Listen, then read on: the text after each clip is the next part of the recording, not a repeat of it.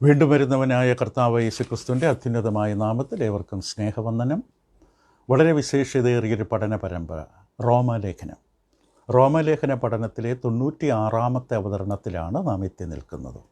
96-ാമത്തെ അവതരണം. ഈ പുസ്തകത്തിൻ്റെ 5-ാം അധ്യായത്തിൽ നാം ഇപ്പോൾ ചിന്തിച്ചു കൊണ്ടിരിക്കുന്നത് നീതീകരിക്കപ്പെട്ടൊരു വ്യക്തിക്ക് ദൈവം ഒരുക്കി വച്ചിരിക്കുന്ന അനുഗ്രഹങ്ങളെക്കുറിച്ചാണ്. നാം നീതീകരിക്കപ്പെടുക എന്നത് തന്നെ ഏറ്റവും വലിയ കൃപയാണ്. അതൊരു ദാനമാണ്, അനുഗ്രഹമാണ്, സൗജന്യമാണ്. കർത്താവ് യേശുക്രിസ്തു എന്ന ലോകരക്ഷിതാവിൽ നാം വിശ്വാസം അർപ്പിച്ചതിൻ്റെ ഫലമായി ദൈവം അബ്രഹാമിനെ നീതിമാനായി കണക്കിട്ടതുപോലെ ക്രിസ്തുവിൽ നാം വിശ്വാസം അർപ്പിച്ചപ്പോൾ പിതാവായ ദൈവത്തിലും കർത്താവ് യേശുക്രിസ്തുവിലും നാം വിശ്വാസം അർപ്പിച്ചതിൻ്റെ അനുഗ്രഹമായി ദൈവം നമ്മെ നീതിമാന്മാരായി കണക്കിട്ടു. നാം നീതിമാന്മാരല്ല, നാം അഭക്തരും ബലഹീനരും പാപികളും ശത്രുക്കളും ദോഷികളും ഒക്കെയാണ്. പക്ഷെ ദൈവം നമ്മെ നീതിമാന്മാരായി കണക്കിട്ടു. നമ്മുടെ കണക്കിലേക്ക് സൗജന്യമായി ഒരു വലിയ നിക്ഷേപമായി ദൈവം തൻ്റെ നീതി നമുക്കായി നൽകി തന്നു. ആ നീതീകരണത്തിൻ്റെ അനുഗ്രഹങ്ങൾ എന്തൊക്കെയാണ്? വളരെ പ്രധാനപ്പെട്ട, വളരെ പ്രാധാന്യമർഹിക്കുന്ന വിഷയങ്ങളാണ്. ആദ്യമായി നാം കണ്ടു, ദൈവത്തോട് സമാധാനമുണ്ട്. ദൈവകൃപയിൽ നമുക്ക് പ്രവേശിച്ചവിടെ നിൽക്കുവാനുള്ള അവകാശം കിട്ടി. കൂടാതെ ദൈവ തേജസ്സിൽ പ്രത്യാശിക്കുവാൻ, സന്തോഷിക്കുവാൻ ഇടവരുത്തുന്നു. ഇതെല്ലാം ആദ്യമായി നമ്മൾ കണ്ടു. അപ്പോൾ യഥാർത്ഥ സമാധാനം എന്നുള്ളത് പ്രശ്നങ്ങളും സംഘർഷങ്ങളും ഒഴിവാകുമ്പോൾ ലഭിക്കുന്നതല്ല, ദൈവ സാന്നിധ്യമാണ്. അത് പ്രശ്നത്തിൻ്റെയും പ്രയാസത്തിൻ്റെ നടുവിലും നമുക്കത് ലഭിക്കും. രണ്ടാമത്തെ സത്യം ഈ റോമാലേഖനം 5-ാം അധ്യായത്തിൻ്റെ ആദ്യത്തെ 11 വാക്യങ്ങളിൽ നിന്ന് നമുക്ക് പഠിക്കാൻ കഴിഞ്ഞ രണ്ടാമത്തെ സത്യമെന്ന് പറയുന്നത്, നാം തീരുമാനിക്കണം, നാം നേരിടുന്ന കഷ്ടതകളും പ്രതികൂലങ്ങളും നമ്മെ കൂടുതൽ നല്ലവരാക്കി മാറ്റണോ, കയ്പ് നിറഞ്ഞവരാക്കി മാറ്റണോ എന്ന്. അതാണ് ഇവിടെ പൗലോസ് അപ്പോസ്തലൻ നമുക്ക് കാണിച്ചു തന്നത്. അതുതന്നെയല്ല എന്ന് പറഞ്ഞുകൊണ്ട് പൗലോസ് അപ്പോസ്തലൻ അവിടെ സംസാരിക്കുന്നു. അതിൻ്റെ 3-ാം വാക്യം റോമാലേഖനം 5-ാം അധ്യായം.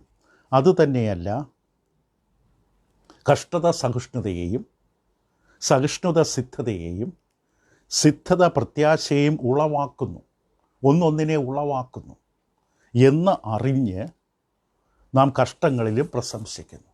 ഇതാണ് നമ്മുടെ ഇപ്പോഴത്തെ ചിന്താവിഷയം. കഷ്ടങ്ങളിലും പ്രശംസിക്കണം. ദൈവം നമ്മെക്കുറിച്ച് അതാണ് ആവശ്യപ്പെടുന്നത്. അപ്പം ഒരു ദൈവ പൈതലിനെ സംബന്ധിച്ച് കഷ്ടതകൾ നേരിടുമ്പോൾ ആ വ്യക്തിക്കുണ്ടായിരിക്കേണ്ട മനോഭാവം എന്തായിരിക്കണം? മനോഭാവം. ഇപ്പോൾ ഈ യോഗികളുണ്ട്, അതായത് സർവസംഗത് പരിത്യാഗികളായിട്ട് എല്ലാം ത്യജിച്ച് നടക്കുന്ന യോഗികളായിട്ടുള്ള മനുഷ്യരുടെ മനോഭാവം പോലെയല്ല. അവർ വേദനകളൊക്കെ കടിച്ചമർത്തും. എറുമ്പ് കടിച്ചാലേ വേദന ഇവർ സഹിക്കും എന്നതുപോലെയുള്ളൊരവസ്ഥയല്ല ദൈവം നമ്മോട് ആവശ്യപ്പെടുന്നത്. കഷ്ടതകളിൽ പ്രശംസിക്കണം, സന്തോഷിക്കണമെന്ന് പറയുമ്പോൾ ഈ നാം നേരിടുന്ന കഷ്ടതകളുടെ പിന്നിൽ ദൈവ മക്കളായ നമ്മെ സംബന്ധിച്ചൊരു ഉറപ്പും നിശ്ചയവുമുണ്ട്. ദൈവം അറിയാതെ ഒന്നും സംഭവിക്കില്ല. ദൈവം അനുവദിച്ചിരിക്കുന്ന ഈ അവസരത്തിലൂടെ ഒരു ഉദ്ദേശമുണ്ട്, ദൈവ പദ്ധതിയുണ്ട്, ആ ദൈവം നടപ്പാക്കും. പക്ഷെ ഞാൻ ദൈവത്തിൽ ആശ്രയിക്കണം. അതിൻ്റെ പേരിലാണ്, ഇത് അറിഞ്ഞുകൊണ്ടുള്ള സന്തോഷമാണ്, ഈ ബോധ്യത്തിൽ നിന്നുള്ള സന്തോഷമാണ്. ഇവിടെ കണ്ടതുപോലെ കഷ്ടത തേജസ്സിലേക്ക് നയിക്കുകയാണ്. തേജസ്സിലേക്ക് നയിക്കാനുള്ള ഏക മാർഗമാണ്. കർത്താവ് യേശുവിനെ സംബന്ധിച്ചത് വാസ്തവമായിരുന്നു. മുമ്പിൽ വച്ചിരുന്ന സന്തോഷമോർത്ത് അപമാനം അലക്ഷ്യമാക്കി ക്രൂശിനെ സഹിച്ചു. റോമലേഖനം 8-17 നമ്മൾക്ക് വെളിപ്പെടാനുള്ള തേജസ്സിനെക്കുറിച്ച് പറയുമ്പോഴും റോമലേഖനം 8-ാം അധ്യായത്തിൻ്റെ 17-ാം വാക്യത്തിൽ പൗലോസ് അപ്പോസ്തലൻ ഇപ്രകാരം പറയുകയുണ്ടായി, നാം മക്കളെങ്കിലോ അവകാശികളുമാകുന്നു.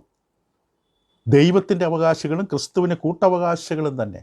എന്നിട്ട് അടുത്ത വാക്യം പറയുന്നത്, നാം അവനോടുകൂടെ തേജസ്കരിക്കപ്പെടേണ്ടതിന് അവനോടുകൂടെ കഷ്ടം അനുഭവിച്ചാലത്രേ. ഈ ഭൂമിയിൽ നാം ദൈവമക്കളായി, നാം ക്രിസ്തുവിൻ്റെ ജനമാണ്, ക്രിസ്തുവിനോട് കൂടെയാണ്, ക്രിസ്തുവിനോട് കൂടിയാണ് നാം കഷ്ടം അനുഭവിക്കുന്നത്. അത് തേജസ്സിലേക്ക് നമ്മെ നയിക്കുന്നു. അതുകൊണ്ടാണ് നമുക്ക് സന്തോഷിക്കാൻ കഴിയുന്നത്. മറ്റൊരു കാരണം, കഷ്ടം നമുക്ക് നൽകുന്ന അനുഗ്രഹങ്ങളെക്കുറിച്ച് കണ്ടു. അവസാനം ദൈവ തേജസ്സിൽ പ്രത്യാശിക്കുന്ന മാത്രമല്ല, നമ്മളെ പക്വതയുള്ളവരാക്കി മാറ്റുന്നു. കഷ്ടത സഹിഷ്ണുതയെയും, സഹിഷ്ണുത സിദ്ധതയെയും, സിദ്ധത പ്രത്യാശയും ഉളവാക്കുന്നത് നമ്മൾ കണ്ടു. അപ്പോൾ ഇത് ഫലദായകമാണ്.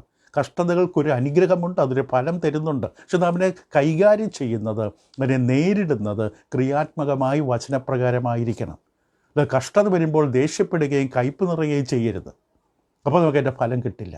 കഷ്ടതകൾ നേരിടേണ്ടതുപോലെ ദൈവഹിത പ്രകാരം ദൈവാത്മാവിൻ്റെ നിയന്ത്രണത്തിൽ നേരിടേണ്ടതിൽ നേരിട്ടാൽ അത് നമ്മിലൊരു അനുഗ്രഹം കൊണ്ട്. ഇത് നിങ്ങൾ അറിയുന്നുവല്ലോ എന്നാണ് ചോദിച്ചത്. എങ്ങനെ അറിയാം? പഴയ കാലത്തെ വിശുദ്ധന്മാരുടെ ജീവിതം. പഴയ കാലത്തെ യോബാകട്ടെ, അബ്രഹാമാകട്ടെ, നോഹയാകട്ടെ, ദാനിയേലാകട്ടെ, ഇവരെല്ലാം ജീവിച്ച ജീവിതം, ദൈവമക്കളായി പഴയ നിയമകാല വിശുദ്ധന്മാരുടെയൊക്കെ ജീവിതത്തിൽ എബ്രായ ലേഖനം 11-ാം അധ്യായം പറയും. ഇവരെല്ലാം കടന്നുപോയത് ഈ കഷ്ടാനുഭവങ്ങളിലൂടെയാണ്. അപ്പോൾ ഈ കഷ്ടാനുഭവങ്ങളിലൂടെ നമ്മളെ തികഞ്ഞവരാക്കുകയാണ്. യാക്കോബിൻ്റെ ഭാഷയിൽ പ്രൂവൺ ക്യാരക്ടർ, അതായത് സിദ്ധത, അതായത് സ്വഭാവ ശുദ്ധീകരണം നടക്കുകയാണ്, നമ്മളെ പകരുകയാണ്. ഒരു പാത്രത്തിൽ നിന്ന് മറ്റൊരു പാത്രത്തിലേക്ക് പകരുമ്പോൾ മട്ടെല്ലാം അടിഞ്ഞ് തെളിഞ്ഞു വരുന്നത് പോലെ. അപ്പോൾ ഇങ്ങനെ ഒരു കഷ്ടതയിലൂടെ മാത്രമേ നമ്മളെ ഇപ്രകാരം ശുദ്ധീകരിച്ച് ഈ പരീക്ഷയിലൂടെ വിജയം പ്രാപിക്കാൻ പറ്റുകയുള്ളൂ. പരീക്ഷ നേരിടാത്തവർക്ക് വിജയം ലഭിക്കില്ല. എത്ര കുറവുണ്ട്, എന്തെല്ലാം അറിവില്ല എന്നുള്ളത് മനസ്സിലാക്കണമെങ്കിൽ പരീക്ഷ നേരിടണം. അത് നമുക്ക് കൂടുതൽ പ്രത്യാശ ഉളവാക്കും. ദൈവം നമുക്ക് സ്വഭാവം ശുദ്ധീകരിച്ച് തരും. ഭാവിയിൽ നമുക്കത് ആവശ്യമാണ്. സ്വഭാവ ശുദ്ധീകരണം ഇതിന് കൂടുതൽ പ്രയോജനമുള്ളവരായി തീരും. മാത്രമല്ല, ഈ പശ്ചാത്തലത്തിൽ കഷ്ടതയുടെയും വേദനയുടെയും ദുഃഖത്തിൻ്റെയും പശ്ചാത്തലത്തിലാണ് ഒരു കാര്യം നമുക്ക് ഉറപ്പ് കിട്ടുന്നത്. മുന്നോട്ടുള്ള പഠനത്തിൽ നമ്മൾ ചിന്തിക്കും, ദൈവസ്നേഹം.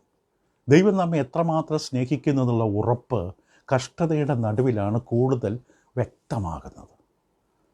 അനേകം ആൾക്കാരെ സംബന്ധിച്ച് കഷ്ടതകൾ വരുമ്പോൾ നേരെ തിരിച്ചാ ചിന്തിക്കുന്നത്, ദൈവം എന്നെ കൈവിട്ടു, ദൈവം എന്നെ മറന്നു, ദൈവം എന്നെ സ്നേഹിക്കുന്നില്ല. പക്ഷേ പൗലോസിൻ്റെ വാദം നേരെ തിരിച്ചാണ്. അപ്പോൾ പൗലോസ് ഈ ക്രമം അവതരിപ്പിച്ചിട്ട് കഷ്ടത സഹിഷ്ണുത, സഹിഷ്ണുത സിദ്ധത, സിദ്ധത പ്രത്യാശ, ഈ ക്രമം അവസാനിപ്പിച്ചിട്ട് പൗലോസ് വ്യക്തമായി പറയുന്നുണ്ട്, ഇത് നമുക്ക് ഒരു കാര്യം കൂടെ അവിടെ തരുന്നു, നമ്മുടെ പ്രത്യാശയ്ക്ക് ഭംഗം വരില്ല. നമുക്ക് തന്നിരിക്കുന്ന പ്രത്യാശ നമ്മെ പരാജയപ്പെടുത്തില്ല. അത് ജീവനുള്ള പ്രത്യാശയാണ്. അത് വെറും വ്യാമോഹവും മായയോ അല്ല. നാം ജീവനുള്ള പ്രത്യാശയിലാണ് ഇത് നിൽക്കുന്നത്. അതിലേക്ക് നമ്മളെ എത്തിച്ചത് ഈ അനുഭവങ്ങളാണ്. അപ്പോൾ ചോദ്യം ന്യായമായിട്ടുണ്ടാകാം, നമുക്ക് എങ്ങനെ അറിയാം ഈ പ്രത്യാശയ്ക്ക് ഭംഗം വരില്ല? നാം വെച്ചിരിക്കുന്ന, നമ്മൾ ആശിക്കുന്നതായ ഈ പ്രത്യാശയ്ക്ക് ഒരിക്കലും പരാജയം വരില്ല, നമ്മെ അത് പരാജയപ്പെടുത്തില്ല, അത് ഫലമുള്ളതാണ്. നമുക്ക് എങ്ങനെ അറിയാൻ കഴിയും? അതായത് യഥാർത്ഥ ക്രിസ്തീയ പ്രത്യാശ അടിസ്ഥാനപ്പെട്ടിരിക്കുന്നത്, നമ്മുടെ തേജസ് എന്ന പ്രത്യാശ അടിസ്ഥാനപ്പെട്ടിരിക്കുന്നത് എന്തിലാണ്? എന്തുറപ്പാണ് നമുക്കുള്ളത്? അതിനുള്ള ഉത്തരമാണ് ഇവിടെ നൽകുന്നത്, ദൈവത്തിൻ്റെ അചഞ്ചലമായ സ്നേഹം. നമ്മുടെ പ്രത്യാശ തകർന്നു പോകാതെ, നമ്മളെ പരാജയപ്പെടുത്തില്ല, ഭംഗം വരില്ല എന്ന് നമുക്ക് ഉറപ്പോടെ പറയാൻ കഴിയുന്നത് ഒറ്റ കാര്യമേ ഉള്ളൂ, ദൈവം തൻ്റെ സ്നേഹം പിൻവലിക്കില്ല. ദൈവം നമ്മെ സ്നേഹിക്കുന്നു. പ്രതികൂലങ്ങൾ, സമ്മർദ്ദങ്ങൾ എന്തു തന്നെയാകട്ടെ, അതിൻ്റെ നടുവിൽ നമുക്ക് ദൈവത്തെ സ്തുതിക്കാനും ദൈവത്തിൽ ആശ്രയിക്കാനും കഴിയുന്നത്, വിശ്വാസം തള്ളിക്കളയാതെ മുറുകെ പിടിച്ച് നിൽക്കാൻ കഴിയുന്നത് ഈ ദൈവസ്നേഹത്തിൻ്റെ ബോധമാണ്. ഇതാണ് റോമലേഖനം 8-ാം അധ്യായത്തിൻ്റെ 28 മുതൽ 39 വരെ. കർത്താവ് യേശുക്രിസ്തുവിലൂടെ നമ്മെ സ്നേഹിക്കുന്ന ദൈവത്തിൻ്റെ സ്നേഹത്തിൽ നിന്ന് നമ്മെ ഒന്നിനും വേർതിരിക്കാൻ കഴിയില്ല. ഇത് ഞാൻ നിർണയിച്ചിരിക്കുന്നു, ഉറപ്പിച്ചിരിക്കുന്നു. നമുക്കൊരു ബോധ്യം വേണം ദൈവം എന്നെ സ്നേഹിക്കുന്നുവെന്ന്. കൂടുതലായിട്ട് നമുക്ക് അടുത്ത ചിന്തയിൽ നമുക്കത് ചിന്തിക്കാൻ കൂടുതലായി. അപ്പോൾ കഷ്ടതയിൽ നാം സന്തോഷിക്കുന്ന കാരണം ആദ്യമായി നാം വിശ്വാസത്താൽ നീതീകരിക്കപ്പെട്ടതുകൊണ്ട് മാത്രമാണ്. വിശ്വാസത്താൽ നീതീകരിക്കപ്പെട്ടവർക്ക് മാത്രമേ പ്രതികൂലങ്ങളും കഷ്ടതകളും ബുദ്ധിമുട്ടുകളും വരുമ്പോൾ ജീവിതത്തിൻ്റെ ദർശനം കൃത്യമായി ലഭിക്കുകയും അതനുസരിച്ച് പ്രതികൂലങ്ങളുടെ നടുവിൽ പിൻവാങ്ങിപ്പോകാതെ പിടിച്ചു നിൽക്കാൻ കഴിയുകയുള്ളൂ. യോഹന്നാൻ്റെ സുവിശേഷം 15-ാം അധ്യായത്തിൽ മുന്തിരിവള്ളിയും കൊമ്പുകളും എന്നതായിട്ടുള്ള ആ വിഷയത്തെ ക്രിസ്തു വ്യക്തമായി പറഞ്ഞു. ഞാൻ മുന്തിരിവള്ളിയും നിങ്ങൾ കൊമ്പുകളുമാണ്, നിങ്ങൾ എന്നിൽ വസിക്കണം, അധികം ഫലം കായ്ക്കും. എബ്രായ ലേഖനം 12-ാം അധ്യായത്തിൽ ശാസിക്കാത്ത മകൻ ഏതുള്ളൂ? ബാലശിക്ഷ കഴിക്കുന്നു പിതാവ് മക്കളെ, അപ്പൻ മക്കളെ. എന്തിന്? അവർ കൂടുതൽ ഗുണത്തിനായി. എബ്രായ ലേഖനം 12:7-11 വരെ. യാക്കോബിൻ്റെ 1-ാം ലേഖനം 2-ാം വാക്യം മുതൽ 12 വരെ. പരീക്ഷ സഹിക്കുന്ന മനുഷ്യൻ ഭാഗ്യവാൻ, അവൻ കൊള്ളാകുന്നവനായി തെളിഞ്ഞ ശേഷം ദൈവം തന്നെ വാഗ്ദാനം ചെയ്തവർക്കുള്ള ജീവകിരീടം കൊടുക്കും. ഇപ്പോൾ കിരീടം കൊടുക്കുന്നപ്പോൾ നമ്മെ കൊള്ളാകുന്നവരായി മാറ്റിയെടുക്കണം. അതിന് ചിലപ്പോൾ കഷ്ടതയിലൂടെ കടത്തിവിടേണ്ടി വരും. പത്രോസിൻ്റെ ഭാഷയിൽ പറഞ്ഞാൽ തീച്ചുള്ളിലൂടെ കടത്തിവിടും സ്വർണത്തെ ശുദ്ധീകരിക്കാൻ. പൗലോസിൻ്റെ അനുഭവം 2 കൊരിന്ത്യർ 12-ാം അധ്യായത്തിൽ ജഡത്തിലെ ശൂലത്തെക്കുറിച്ച് പറഞ്ഞു. അത് പൗലോസിനെ കൂടുതൽ ദൈവകൃപയിൽ ആശ്രയിച്ച് നിൽക്കാൻ ഇടവരുത്തി. താൻ ദൈവത്തിന് പ്രാർത്ഥിച്ചു, താൻ ചെയ്യേണ്ട കാര്യം ചെയ്തു. പക്ഷെ എന്നിട്ടും ദൈവത്തിൻ്റെ ഹിതം മറ്റൊന്നായിരുന്നു. ദൈവകൃപയിൽ ആശ്രയിച്ച് എളിമപ്പെട്ട് നിൽക്കാൻ, നിഗളിച്ച് പോകാതിരിക്കാൻ ദൈവം അവസരം ഉപയോഗിച്ചു. റോമലേഖനം 8-ാം അധ്യായത്തിന് 18 മുതൽ 30 വരെയും ഇത് തന്നെയാണ് പഠിപ്പിക്കുന്നത്. ഇപ്പോൾ ക്രിസ്തുവിൻ്റെ സുവിശേഷം, അപ്പോൾ നമുക്ക് 3 തരത്തിലുള്ള ക്രിയാത്മകമായ ദർശനം, കാഴ്ചപ്പാട് നമുക്ക് വേണം കഷ്ടതകളുടെ നടുവിൽ. ഒന്ന്, കഷ്ടത സഹിഷ്ണുത ഉളവാക്കുന്നു. കഷ്ടത ഒരു അനുഗ്രഹം കൊണ്ടുവരികയാണ്. മാത്രമല്ല ഈ സഹിഷ്ണുത നമുക്ക് നമ്മുടെ സ്വഭാവത്തിന് മാറ്റം വരുത്തുന്നു. നമ്മൾ കൂടുതൽ പ്രയോജനമുള്ളവരായി, കൊള്ളാകുന്നവരായി മാറുകയാണ് ഓരോ കഷ്ടകാലത്തിലൂടെയും. സഹിപ്പാൻ കഴിയുന്നതിന് പോക്കുവഴി തരുന്ന ദൈവം നമുക്ക് സഹിപ്പാൻ കഴിയാത്തതിന് മീതെ തരില്ല. ഇപ്പോൾ തീച്ചുളയിലൂടെ കടന്നു പോകുമ്പോഴാണ് ഒരു വ്യക്തി ശക്തനും ശുദ്ധീകരിക്കപ്പെട്ടവനും പ്രയോജനമുള്ളവനുമായി മാറുന്നത്. തീച്ചുളയിലൂടെ കടന്നു പോകണം. കഷ്ടതയുടെ തീച്ചുളയിലൂടെ കടന്നു പോകുന്ന വ്യക്തി ഓരോരുത്തർക്കും ഓരോ തരത്തിലാകാം. അതിലൂടെ കടന്നു പോകുന്ന വ്യക്തി ദൈവത്തിൽ ആശ്രയിച്ചുകൊണ്ട് കടന്നു പോയാൽ പിറുപിറുക്കാതെ കയ്പ് നിറയാതെ ദൈവത്തെ സ്തുതിച്ച് ബഹുമാനിച്ച് പൗലോസും സീലാസും കാരാഗ്രഹത്തിൽ അവിടെ കിടന്ന് ദൈവത്തെ സ്തുതിച്ചു. അത് കൂടുതൽ ബലമുള്ളവരായി മാറി. ഇപ്പോൾ കഷ്ടതയും വേദനയുടെ നടുവിൽ നാം ദൈവത്തോട് അടുക്കുകയാണ്, ദൈവത്തോട് കൂടുതൽ അടുത്ത് വരികയാണ്. സുഖലോലുപതയിൽ നമ്മൾ ജീവിക്കുന്ന സമയത്ത് ഇത്രയും അടുപ്പം കാണില്ല. പക്ഷെ വേദനയും കഷ്ടതയും ബുദ്ധിമുട്ടും അപമാനങ്ങളും ഒറ്റപ്പെടുത്തലുകളും എല്ലാം നേരിടുമ്പോൾ, ഒറ്റയ്ക്കായി പോയെന്ന് തോന്നലുണ്ടാകുമ്പോൾ ദൈവം നമ്മുടെ അടുത്തുണ്ടാകും. അവൻ ഏറ്റവും അടുത്ത തുണയായിരിക്കും. പ്രവർത്തികൾ 14 അധ്യായത്തിൽ 21-22 വാക്യങ്ങളിൽ പൗലോസ് താൻ ദൈവകൃപയാൽ പ്രവർത്തിച്ച സ്ഥലങ്ങളിലേക്ക് തിരികെ കടന്നു നിന്നിട്ട് അവരോട് പറഞ്ഞു, അനേകം കഷ്ടങ്ങളിലൂടെ വേണം ദൈവരാജ്യത്തിൽ പ്രവേശിക്കാൻ.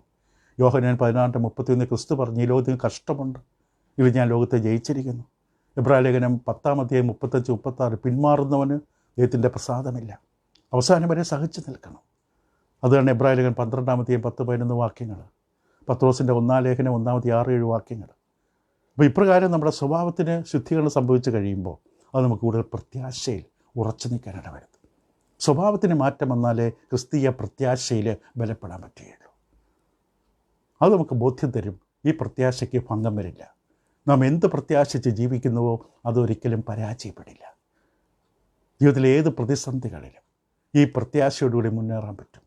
തീച്ചുളയിൽ വലിച്ചെറിയുമ്പോൾ, കൊല്ലാനായിട്ട് കൊണ്ടുപോകുമ്പോൾ ഈ പ്രത്യാശ നമ്മളെ പരാജയപ്പെടുത്തില്ല. നമ്മൾ കൊല്ലപ്പെടും, ഒരു പക്ഷേ തീയിൽ വെന്തുപോയെന്ന് വരാം.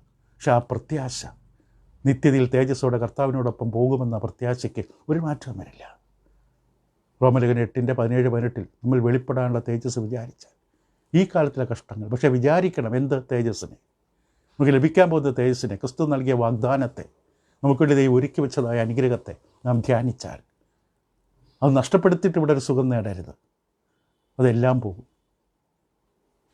നമ്മളിൽ വെളിപ്പെടുവാനുള്ള തേജസ് വിചാരിച്ചാൽ ഈ കാലത്തിലെ കഷ്ടങ്ങൾ സാരമില്ല എന്ന് ഞാൻ എണ്ണുന്നു. നമ്മുടെ മനോഭാവം പ്രധാനമാണ്. മൂന്നാമത്തെ പാഠം, റോമലേഖനം 5 അധ്യായത്തിൻ്റെ ആദ്യത്തെ 11 വാക്യങ്ങളിൽ നീതീകരിക്കപ്പെട്ടവരുടെ അനുഗ്രഹങ്ങൾ എന്നുള്ള പ്രധാന വിഷയത്തിൽ നമ്മൾ മനസ്സിലാക്കേണ്ട മൂന്നാമത്തെ പാഠം, എന്ത് സംഭവിച്ചാലും എന്തൊക്കെ സംഭവിച്ചാലും വലിയൊരു സത്യത്തെ മുറുകെ പിടിക്കണം. എന്താണ് സത്യം? ദൈവം നിങ്ങളെ സ്നേഹിക്കുന്നു. സ്വയം പറയാൻ കഴിയണം, ദൈവം എന്നെ സ്നേഹിക്കുന്നു. അത് വെറും പ്രസംഗ വിഷയമാകരുത്, അത് അനുഭവമാകണം. God loves you. ദൈവം നിങ്ങളെ സ്നേഹിക്കുന്നു. എല്ലാവരും സ്നേഹിക്കപ്പെടാൻ ആഗ്രഹിക്കുന്നവരാണ്. പ്രത്യേകിച്ച് വാർദ്ധക്യത്തിലെത്തുമ്പോൾ കൂടുതലായി. നമ്മളെ ആരെങ്കിലും സ്നേഹിച്ചെങ്കിൽ, നമ്മളെ സ്നേഹിച്ച് താലോലിച്ച് വളർത്തിയ മക്കളെക്കുറിച്ചാകാം, നമ്മളെ അവരൊന്ന് സ്നേഹിച്ചെങ്കിൽ എല്ലാവരും ആഗ്രഹിക്കുന്നു. ആ സ്ത്രീയാകട്ടെ പുരുഷനാകട്ടെ, ആരുടെയെങ്കിലും ജീവിതത്തിൽ എനിക്കല്പം സ്ഥാനം കിട്ടിയെങ്കിൽ, ഞാനല്പം പ്രാധാന്യമുള്ളവനായി അവരെന്നെ കണ്ടിരുന്നെങ്കിൽ. ഒരു ചെറിയ സംഭവ കഥയുണ്ട്. വിസ്പറിംഗ് ടെസ്റ്റ് എന്നാണ് ആ കഥ പറയുന്നത്. അതായത് ചെവിയിൽ മന്ത്രിക്കുന്ന പരിശോധന. ഈ സംഭവം എഴുതിയത് ജന്മനാ തന്നെ വൈകല്യം പ്രാപിച്ച അല്പം കേൾവിക്കുറവുള്ള ഒരു കുട്ടിയാണ്. മുതിർന്നപ്പോൾ ഈ സംഭവം അനുഭവത്തിൽ നിന്ന് എഴുതിയത്.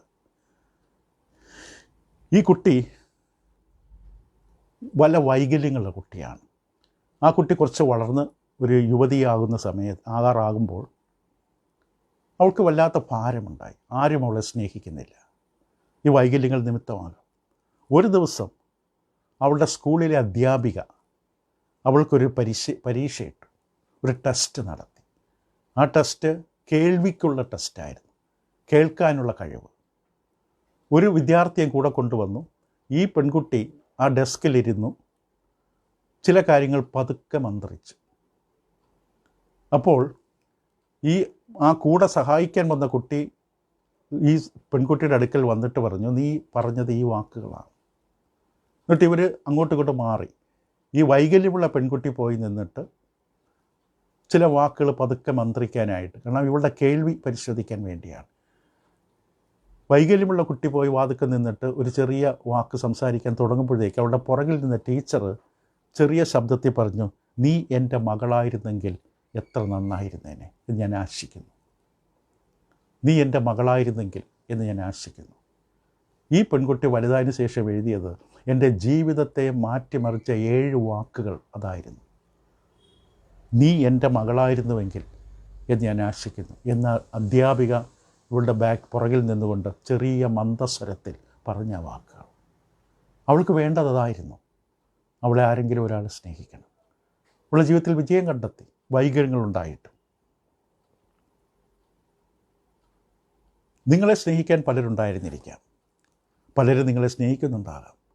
യോഹന്നാൻ്റെ സുവിശേഷം 13-34 വാക്യത്തിൽ കർത്താവ് യേശു പറഞ്ഞത് എന്താണ്? യോഹന്നാൻ 13:34 ക്രിസ്തു ഇപ്രകാരം പറഞ്ഞു. വളരെ പ്രധാനപ്പെട്ട ഒരു പ്രസ്താവന ക്രിസ്തു തൻ്റെ വെളിപാടിൽ നടത്തിയത് ഇപ്രകാരമാണ്. ശിഷ്യന്മാരോട് പറഞ്ഞു, നിങ്ങൾ തമ്മിൽ സ്നേഹിക്കണമെന്ന് പുതിയൊരു കൽപ്പന ഞാൻ നിങ്ങൾക്ക് തരുന്നു. ഞാൻ നിങ്ങളെ സ്നേഹിച്ചതുപോലെ നിങ്ങളും തമ്മിൽ സ്നേഹിക്കണമെന്നുള്ളത് തന്നെ. ഇതാണ് കർത്താവ് നൽകിയ ഉദാത്തമായൊരു കൽപ്പന. നിങ്ങളെ സ്നേഹിക്കാൻ ആരെങ്കിലും ഉണ്ടായാലും ഇല്ലെങ്കിലും, ചിലർക്ക് ആരും ഉണ്ടാകില്ല. ചിലർക്ക് സ്നേഹമാണെന്ന് തോന്നുന്ന ചിലർ കൂടെ ഉണ്ടാകാം. ശരിക്കുള്ള സ്നേഹമാണോ എന്ന് നമുക്കൊന്നുമില്ലാതിരിക്കുമ്പോൾ ഒരുപക്ഷെ കാണാൻ കഴിയും. ഒരുപക്ഷെ നമ്മളെ സ്നേഹിക്കാൻ ആരുമില്ലാത്തൊരവസ്ഥയാണെങ്കിൽ ഒരു കാര്യം നിങ്ങൾക്ക് ഉറപ്പാക്കാം, നിങ്ങളെ ഒരാൾ സ്നേഹിക്കുന്നുണ്ട്. നമ്മുടെ കർത്താവ്, ദൈവം നിങ്ങളെ സ്നേഹിക്കുന്നു. അതിൽ ഉറപ്പുള്ളവരാകുക. അപ്പോസ്തലനായ പൗലോസ് വളരെയധികം പ്രതികൂലങ്ങൾ നേരിട്ടു, വളരെയധികം ബുദ്ധിമുട്ട് നേരിട്ടു. ഇതിൽ താൻ മുന്നോട്ട് തന്നെ കുതിക്കുകയാണ്, മുന്നോട്ട് തന്നെ പൊയ്ക്കൊണ്ടിരിക്കുകയാണ്. കാരണം ഒരു കാര്യം, ഒരു വസ്തുത തനിക്ക് നിശ്ചയമുണ്ടായിരുന്നു. എന്താണ്? ദൈവം എന്നെ സ്നേഹിക്കുന്നു. അത് റോമലേഖനത്തിൽ നമുക്ക് വായിക്കാം, വ്യക്തമായി കാണാം. കർത്താവ് യേശുവിലൂടെ എന്നെ സ്നേഹിക്കുന്ന ദൈവത്തിൻ്റെ സ്നേഹത്തിൽ നിന്ന് ഒന്നിനും എന്നെ വേർതിരിക്കാൻ കഴിയില്ല. ഇതാണ് തൻ്റെ സമാധാനത്തിൻ്റെ രഹസ്യം, തൻ്റെ സന്തോഷത്തിൻ്റെ കാരണം, തൻ്റെ പ്രത്യാശയുടെ ബലം. ദൈവം എന്നെ സ്നേഹിക്കുന്നു. അപ്പോൾ നാം വിശ്വാസത്താൽ നീതീകരിക്കപ്പെട്ടതിൻ്റെ അനുഗ്രഹങ്ങൾ പലതും നമ്മൾ കണ്ടുകൊണ്ടിരിക്കുകയാണ്. ഒരുപക്ഷെ നമ്മുടെ മനസ്സിൽ ചോദിക്കാം, ഇതൊക്കെ എനിക്ക് ഈ അനുഗ്രഹങ്ങൾക്ക് ഉണ്ടാകുമെന്നുള്ളതിൻ്റെ ഉറപ്പെന്താണ്? ഈ അനുഗ്രഹങ്ങളൊക്കെ ദൈവം എനിക്ക് തരും. കൃപയിൽ നിൽക്കുന്നു, ദൈവത്തോട് സമാധാനം, പ്രത്യാശയിൽ പ്രശംസിക്കുന്നു, ദൈവത്തിൻ്റെ സ്നേഹമുണ്ട് എന്നൊക്കെ നമ്മൾ പറഞ്ഞു കേൾക്കുമ്പോൾ ഇതിൻ്റെ തെളിവെന്താണ്? എന്തുറപ്പിൽ എനിക്ക് പറയാൻ പറ്റും ദൈവം എന്നെ സ്നേഹിക്കുന്നുണ്ട്? പൗലോസ് 2 ഉത്തരം വരും. 5-ാം വാക്യത്തിൻ്റെ 2-ാം ഭാഗം മുതൽ 8-ാം വാക്യം വരെ 2 തെളിവുകൾ തരും. ദൈവം നിങ്ങളെ എന്നെ സ്നേഹിക്കണം. ഒന്നാമത്തെ തെളിവ് അതിൻ്റെ 5-ാം വാക്യത്തിൻ്റെ പകുതി വായിച്ചാൽ, ദൈവത്തിൻ്റെ സ്നേഹം നമുക്ക് നൽകപ്പെട്ട പരിശുദ്ധാത്മാവിനാൽ നമ്മുടെ ഹൃദയങ്ങളിൽ പകർന്നിരിക്കുന്നുവല്ലോ. ദൈവം നിങ്ങളെയും എന്നെ സ്നേഹിക്കുന്നുണ്ട്. ഏറ്റവും വലിയ തെളിവ് ഒന്ന്, പരിശുദ്ധാത്മാവ്. പരിശുദ്ധാത്മാവെന്ന ദാനം. ഇപ്പോൾ ക്രിസ്തുവിലുള്ള പ്രത്യാശയെക്കുറിച്ച് പൗലോസ് സംസാരിക്കുമ്പോൾ ആദ്യമായി ദൈവസ്നേഹത്തെക്കുറിച്ചുകൂടെ പറയുകയാണ്. എന്നാൽ പൗലോസ് വ്യക്തമായി ഇതുവരെ പറഞ്ഞു, ദൈവം കൃപയാൽ നൽകിത്തന്ന അനവധി നന്മകൾ, നീതീകരണത്തിൻ്റെ അനുഗ്രഹങ്ങൾ എല്ലാം പറഞ്ഞു. ഇവിടെ വെളിപ്പെടുത്തുന്ന എന്തുകൊണ്ട് ദൈവം ഇത് ചെയ്തു, എന്തുകൊണ്ട് ദൈവം നമ്മുടെ പാപം ക്ഷമിച്ചു, എന്തുകൊണ്ട് നമുക്ക് പുത്രത്വം എന്ന അവകാശം തന്നു, എന്തുകൊണ്ട് നമുക്ക് സമാധാനം തന്നു, എന്തുകൊണ്ട് കൃപയിൽ പ്രവേശിപ്പിച്ചു, എന്തുകൊണ്ട് പാപങ്ങൾ കഴുകി വെടിപ്പാക്കി. ഒറ്റ ഉത്തരം, കാരണം ദൈവം നിങ്ങളെ സ്നേഹിക്കുന്നു. വേറെ ഒന്നും കൊണ്ടല്ല, മറ്റൊരു കാരണവുമില്ല. തൻ്റെ ഏകജാതനെ പുത്രനെ നൽകുവാൻ തക്കവണ്ണം ദൈവം നമ്മെ സ്നേഹിച്ചു. സ്നേഹം യവന ഭാഷ സമ്പന്നമാണ്. സ്നേഹമെന്നതിനുള്ള യവന ഭാഷ, ദൈവികമായ ഭാഷ അഗാപ്പെ എന്നുള്ളതാണ്. മറ്റു പല വാക്കുകൾ സ്നേഹത്തെക്കുറിച്ച് യവന ഭാഷയിലുണ്ട്. ഈ സ്നേഹം, അഗാപ്പെ സ്നേഹം, നിബന്ധനകളില്ല. എന്ന് പറഞ്ഞാൽ ഒരാളെ ഞാൻ സ്നേഹിക്കുമ്പോൾ എൻ്റെ സ്നേഹത്തിന് ആ വ്യക്തി ഉള്ളവനാണോ എന്ന് നോക്കിയിട്ടല്ല സ്നേഹിക്കുന്നത്. അതിന് നിബന്ധനകളില്ലാത്ത സ്നേഹം. മാത്രമല്ല, ഞാൻ സ്നേഹിക്കുന്ന വ്യക്തികളെ നന്മ ഉദ്ദേശിച്ചു കൊണ്ടായിരിക്കും ഞാൻ ആ വ്യക്തിയെ സ്നേഹിക്കുന്നത്. ഒരു കടമ തീർക്കുകയല്ല, ആരെങ്കിലും കാണിക്കാനല്ല, തിരിച്ച് കിട്ടുമെന്നുള്ള പ്രതീക്ഷയിലല്ല. ഞാൻ സ്നേഹിക്കുന്ന വ്യക്തിക്ക് ഈ സ്നേഹം കൊണ്ടൊരു ഗുണമുണ്ടാകണം, നന്മയുണ്ടാകണം. അപ്പോൾ ഞാൻ സ്നേഹിക്കുന്നത്, ഇപ്പോൾ നമ്മൾ ചെടിയെ സ്നേഹിച്ചാൽ അതിന് നമുക്ക് വെള്ളം ഒഴിക്കും, വളമിട്ട് കൊടുക്കും, കള പറിച്ച് കളയും, വെട്ടി ഒരുക്കിയെടുക്കും. എനിക്ക് ആ ചെടിയുടെ സ്നേഹമാണ്. അത് മൃഗങ്ങളായാലും പക്ഷികളായാലും എന്തായാലും നാം സ്നേഹിക്കുമ്പോൾ അതിൻ്റെ നന്മ നോക്കും. അതിൻ്റെ കൂട് വൃത്തികേടായി കടന്നു കഴിഞ്ഞാൽ വൃത്തിയാക്കിയിടും. വെള്ളമില്ലെങ്കിൽ വെള്ളം ഒഴിച്ചു കൊടുക്കും. നാം എന്തിനെ സ്നേഹിക്കുന്നു അതിൻ്റെ നന്മ ഗുണം നോക്കി ചെയ്യുന്ന പ്രവൃത്തിയാണ് സ്നേഹം. ഒരു കടമ തീർക്കുകയല്ല, നമുക്കൊരു സന്തോഷത്തിന് വേണ്ടിയല്ല. നമ്മൾ എന്തിനെ സ്നേഹിക്കുന്നോ അവരുടെ നന്മ, അവരുടെ സന്തോഷം. ദൈവം നമ്മെ സ്നേഹിച്ച ആ വിധത്തിലാണ്. ഇവിടെ പറയും ദൈവത്തിൻ്റെ ആത്മാവ്, അല്ലെങ്കിൽ ദൈവത്തിൻ്റെ സ്നേഹം പരിശുദ്ധാത്മാവിനെ നമ്മുടെ ഹൃദയങ്ങളിൽ പകർന്നിരിക്കുന്ന വാക്കാണ് ഉപയോഗിച്ചത്. ദൈവം പിശുക്കനല്ല, ദൈവം സ്നേഹിക്കാൻ പിശുക്കനല്ല. അത് വളരെ വളരെ മനോഹരമായൊരു പ്രയോഗമാണ്, പകർന്നിരിക്കുക.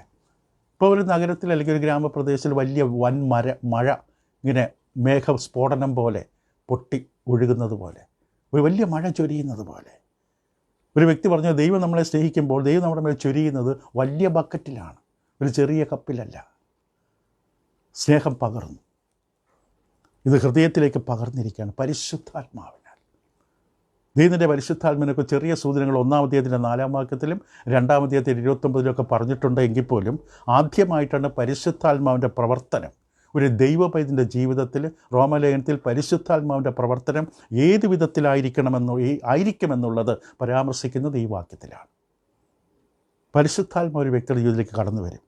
ആ വ്യക്തി നീതീകരിക്കപ്പെടുമ്പോൾ, ദൈവത്തോട് നിരപ്പാകുമ്പോൾ, പാപമോചനം പ്രാപിക്കുമ്പോൾ, പിതാവിൻ്റെയും പുത്രൻ്റെയും പരിശുദ്ധാത്മാവിൻ്റെ ത്രിയേക ദൈവത്തിൻ്റെ ഒരുമിച്ചുള്ള പ്രവർത്തനം രക്ഷിക്കപ്പെട്ടൊരു ദൈവത്തിൻ്റെ ജീവിതത്തിലുണ്ടാകും. എല്ലാ വിശ്വാസികൾക്കും, സ്നാനമേറ്റ എല്ലാ വിശ്വാസികൾക്കും ദാനമായി ആത്മാവ് നൽകപ്പെടും. ക്രിസ്തുവിനോട് ചേരുവാൻ സ്നാനപ്പെടുമ്പോൾ പെന്തക്കോസ്ത് നാൾ നമുക്കറിയാം, നിങ്ങൾ ഓരോരുത്തരും യേശുവിൻ്റെ നാമത്തിൽ സ്നാനമേൽപ്പി പാപം കടമോചനത്തിനായി.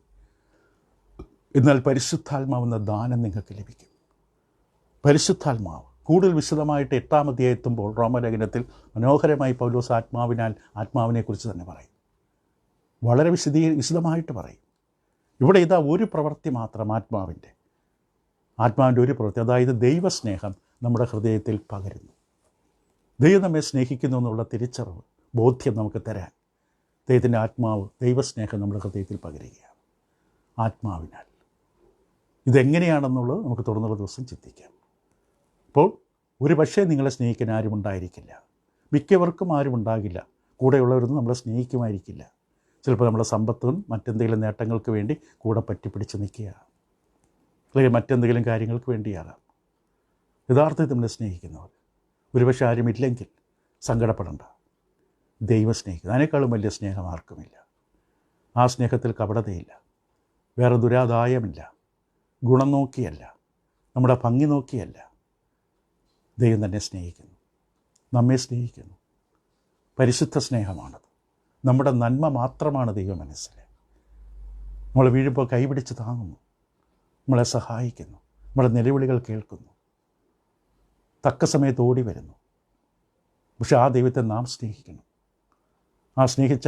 അങ്ങനെ ദൈവത്തെ സ്നേഹിച്ചാൽ നമ്മുടെ ജീവിതത്തിൽ ഇടപെടും. ദൈവത്തെ സ്നേഹിക്കുന്നവർക്ക്, നിർണയപ്രകാരം വിളിക്കപ്പെട്ടവർക്ക് സകല നന്മയ്ക്കായി വ്യാപരിക്കുന്നു എന്ന് പറഞ്ഞാൽ നമ്മുടെ ജീവിതത്തിൽ ദൈവം ഇടപെടും. ദൈവം നമ്മളെ ഒറ്റയ്ക്ക് വിടില്ല, ദൈവം നമ്മുടെ കൂടെ ഉണ്ടാകും. ഏത് പ്രതിസന്ധി വരുമ്പോഴും ദൈവം പറഞ്ഞു, ഞാൻ കൂടെയുണ്ട്, നീ ഭ്രമിച്ച് നോക്കണ്ട, ഭയപ്പെടണ്ട. പക്ഷെ നാം ദൈവത്തെ സ്നേഹിക്കണം. ആ സ്നേഹത്തിൻ്റെ ഉറപ്പാണ് പരിശുദ്ധാത്മാവ്. കൂടുതലായിട്ട് അടുത്ത ദിവസങ്ങളിൽ നമുക്ക് ചിന്തിക്കാം. ദൈവം നിങ്ങളെ സഹായിക്കണം.